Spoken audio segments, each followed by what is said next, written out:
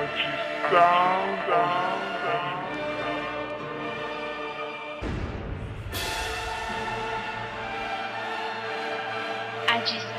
on down.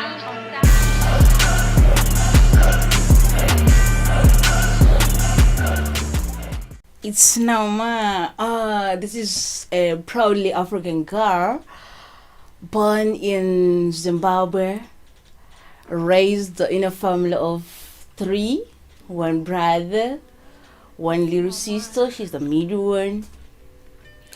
She's a songwriter. She's a rapper. She's also working out to be an actor, and she also do sewing, but she's not 100% into it, but it's something that she do on her spare time. She was raised in a,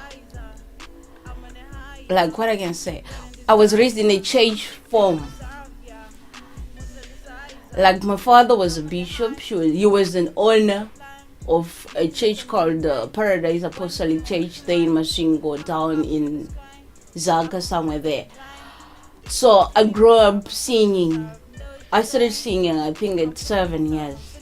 That's when I started singing, not for few people, but for a lot of people. And I was like singing for church and everything, and my father was super proud of me.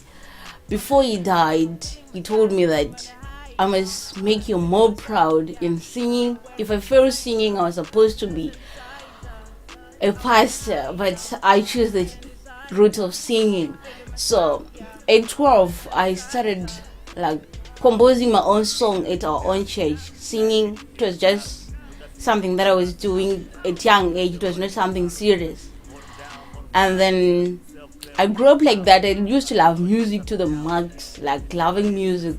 Every time when I hear music, I feel comfortable. I can sometimes even be myself in a room and listen to music to the max. I can put the full blast like that. And what was in my dream, when every time when I look at the TV, when I sit down and look at the TV, I was like, someday I'll be one of those people we are watching today. And that's the route, that's the path that I'm walking to. Actually, I want to reach to that point where Africa is going to be known through me, through my rap, through everything that I'm going to be doing. I want to represent Africa itself.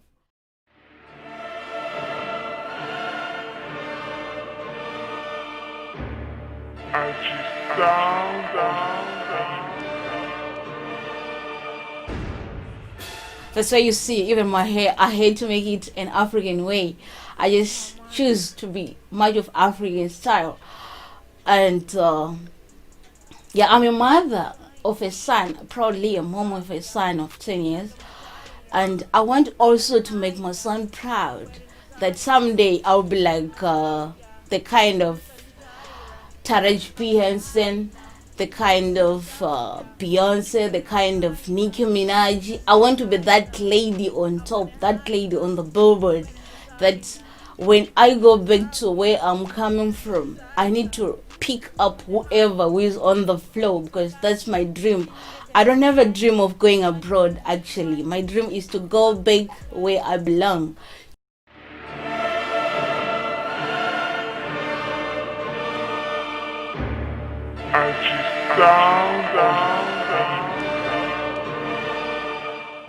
When I went to school, something about school, when I was school, high school, that's where much of my music was. We used to have those gigs and all, and I used to like represent much of dancing, much of singing. I used to like those parts, and in the classroom everyone was like, yo, someday we'll see you on top. And actually that's what I'm waiting for, because everyone was believing me when I was still not even seeing myself. They were believing in me. They were seeing this girl on top. They're like, someday we are going to see something big in you. And that's what I'm waiting for, to be that girl, that whatever the society was looking for to see in me. And that's what I'm doing. When I look in the street, I see kids crying. I look in the hospital, people are crying. Everywhere things are happening. But what I feel inside is I want to go there and help them. How can I help them? If I'm far away from them, I need to be with them every day, to see what they eat, to see where they sleep, to see what health they are taking, what is it that they are eating daily, so that I can be able to help them. That's why I want to be there. When I reach there, I promise you, I promise every community that I will manage to reach, to help it to the max. There are some orphans, their parents died. There are some kids that were thrown away in the street. There are some people who are sick not because they want it. Those people, they need me because I'm still healthy, I'm still active, I can do something for them. That's why I'm here. I want to do something better for those people. There are people who are old. They were just thrown away with their kids. Some kids that are not going back to where they are coming from. But why I can't go there and help? That's what I have in mind. Every crying spirit that is out there, I want to go and help it out. But how to do that? Only if I manage to make my music industry proper and sing properly, that the community will listen to my voice. When they listen to my voice, they know they are listening to a hero. When I'm gone, I leave a mark. Music industry, I'm still like starting actually. I can't say a lot that I had made so far, but what I passed through, where I went, first I went to Fab studio. He was very friendly, very helpful, everything was perfect. That's why I released one of my songs, I'm Feeling Myself. He was very helpful, I can say. And why I didn't go there big, or why is it I'm no longer there, it's only the fact that a matter of time, because he was a busy guy and every time he's busy, so I didn't find enough time to go there. But he was very helpful, and he was the first person when I went to release that song. He believed much in me that I didn't even believe even myself, but he made me believe in myself to the max. So shout out to Fab. And from there I had to visit another studio that was Home Life. Yes, I went there. It was like growing. I didn't do much that I can say, I can show you, but I learned a lot from there, like learning much of music, seeing people coming to record. I did record some tracks, but I'm not sure if I'm gonna release them, but I will see what I can do, because I can't say a lot about that.